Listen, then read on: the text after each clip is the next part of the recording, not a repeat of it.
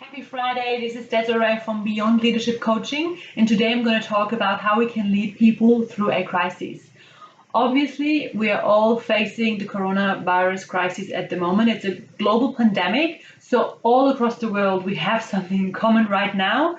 We have to be wise about about our interactions, about our life choices at the moment, and it's quite scary. And that's one of the common themes that we hear that we've seen all around us. It's a level of fear that has gone into a panic mode for so many people, and I can understand it can be so scary, and it is scary because we don't know where this is all going, right? So it's really, we live in uncertain times right now, more than ever before.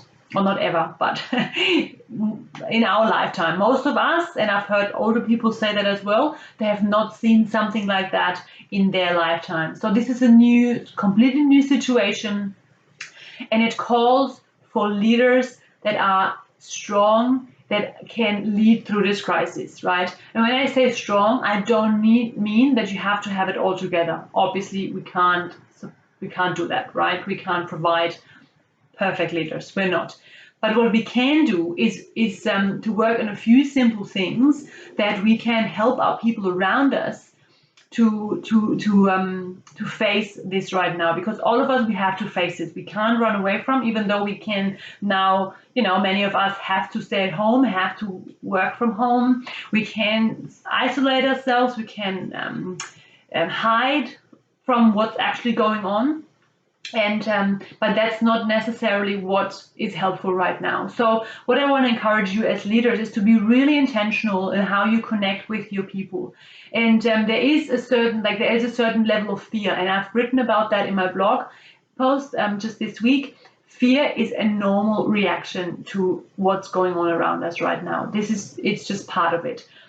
And what we do with this fear is what determines what is gonna look like down the track, right? So we want to be intentional as leaders how we can support our people right now, because what our people need, and that's been, I get so many emails from so many different people with anything to do with leadership or even like coaching or business minded people.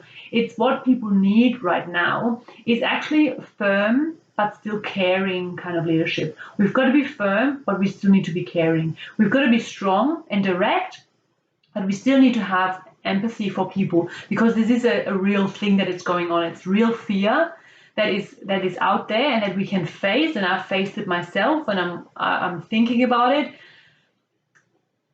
However, we can make a difference here. So I want to just share with you a few simple steps how you can help people through this right now and avoid the panic. Yes, I've heard it's a normal reaction as well, but the thing is, panic is actually, it leads to irrational behavior. It leads to unreasonable course of action, which is not helpful, not for any person, but also for the people around them. It's not helpful. So what I really want to encourage you to look at is that you can provide an environment for people where they feel supported, where they feel still directed, where they get clear directions and clear communication and what's going on. And please, leaders, be wise in the sources that you look at. Please don't believe everything that is out there. Please don't believe all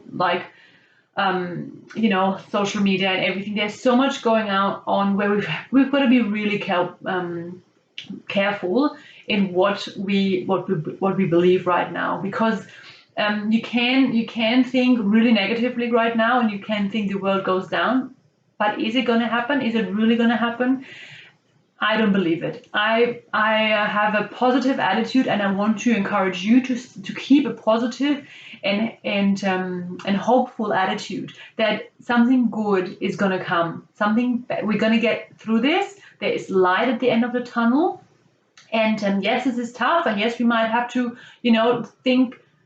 change our ways at the moment. I've been talking to people as well today about how we have to all of a sudden have online meetings. So please, there are ways, and we live in a society, we live in a day and age where we have so much at our fingertips. So like technology can help us so much to stay connected with each other, to be effective in our businesses, to be effective in our organizations, even with family and friends, we can stay connected. So coming back to that fear issue though, I want to help you as leaders to help with 4 simple steps how you can help your people through the fear, because fear is something normal, and if you talk to any psychologist, it's one of the basic fears. It's part of our brain that is actually protecting us from jumping off a cliff or running in front of a car. So those kind of things are actually, like, fear can be helpful. So number 1, please voice it. Help your people and yourself to voice it. What are we afraid of? What are the things? Once we speak it out, once we say it, it might actually already lower our fear. It might actually already, because we hear it in our minds and we hear it with our own ears, and it might just already calm us down for a moment. Then feel it. Number 2 is feel it. After you've voiced it, feel it. Feel it. What does it do to you? What is it? What is it, the reaction? And sit in it. Just for a moment, say, okay, this is what I'm feeling. This doesn't feel good. I don't like it, but I'm not going to run away. I'm not going to run away from this right now. I'm going to feel it. And then we can move on. Then number 3 is actually shelve it, because this fear is still relevant. We still need to be, sensible in our actions. We still, might need to change some of our behavior that in order to protect ourselves, to protect the people around us. So we need to shelve it then, and to put it aside, to say, okay, I can't change this right now, but it's okay. I'm going to be fine, right? Or we're going to be fine.